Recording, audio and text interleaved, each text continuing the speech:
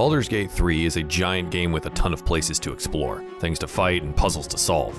There are some general tips we believe are critical to your success, or at least useful to know during your playthrough. We're going to take the initiative to start with some things you should know in the beginning, and then work our way into some useful tips for any difficulty level or playstyle.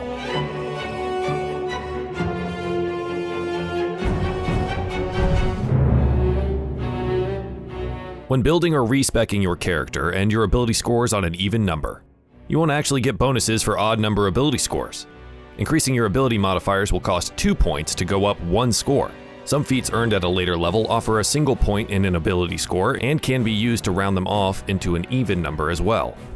If your character is proficient in simple weapons and martial weapons, they can use pretty much every weapon. Simple weapons are things like clubs, daggers, and crossbows, most anything that you can pick up and hurt people with little skill. Martial weapons would require some level of training, like rapiers, battle axes, and longbows. While still on the Nautiloid, right at the beginning of your adventure, you'll encounter Commander Zulk, fighting a Mind Flayer.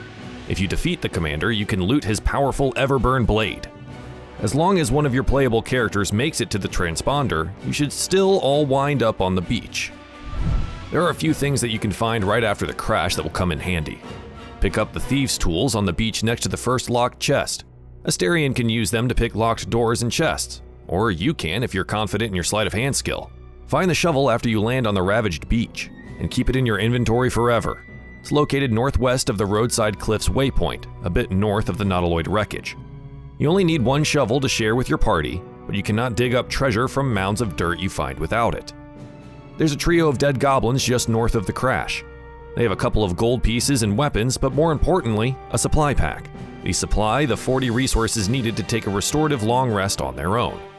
Find and recruit the remaining origin characters you did not choose in the character creator. You'll want a robust party to not miss out on things. After the crash, Lizelle can be found in a cage just north of the roadside cliffs. Shadowheart ends up on the beach next to you if you saved her from the pod in the Nautiloid. If you miss her there, she can be found at the ruined door north of the beach where you landed. Gale can be found in a malfunctioning portal at the roadside cliffs, west of the overgrown ruins. Astarion is just kinda hanging out on the road west of the crash. Will is chillin' with the tieflings in the Emerald Grove. After the druid goblin mess is resolved, he can be found on the cliffs outside the grove. Karlach is certainly not chilling along the river south of the rising road. Complete the overgrown ruins and dank crypt. You can find the ruins if you hug the beach from the starting area to the right. Eventually, you'll find a room with a button.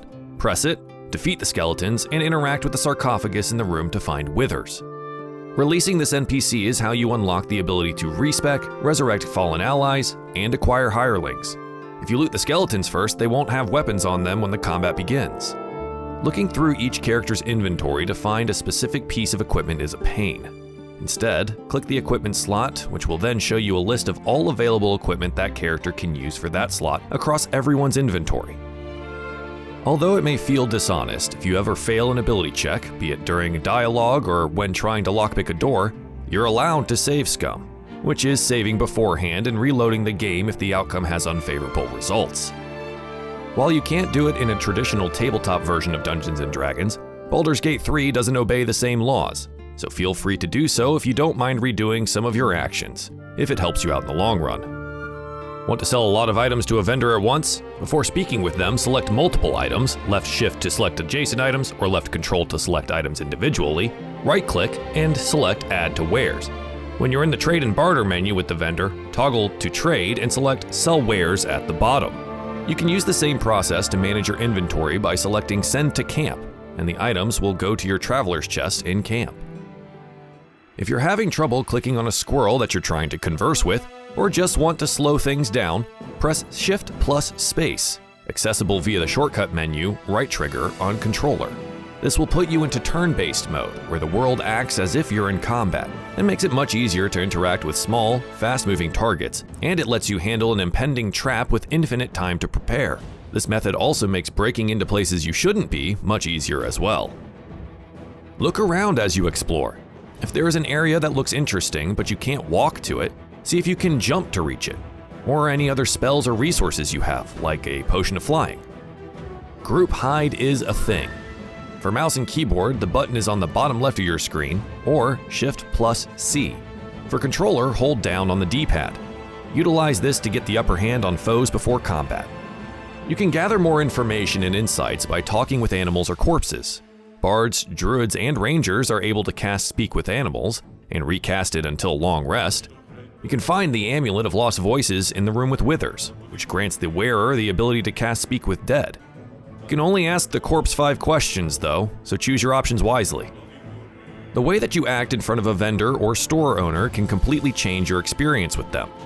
Being seen committing crimes by a vendor can make them charge you much more for items, so try to be sneaky if this is part of your playstyle. It's totally possible to upset an origin character enough for them to leave you.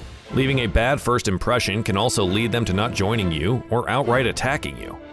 It's also worth mentioning you can misclick and target these characters with an attack meant for an enemy. Shout out to Withers for the resurrections. Some places are hard to squeeze through for medium-sized creatures without some magical assistance. If the space is too small, even for your gnome or halfling, use other methods such as Enlarge Reduce and Wild Shape to become something even smaller. For more on Baldur's Gate 3, don't miss our in-depth combat guide or ever-growing wiki guide. For everything else, you're already in the right place. IGN.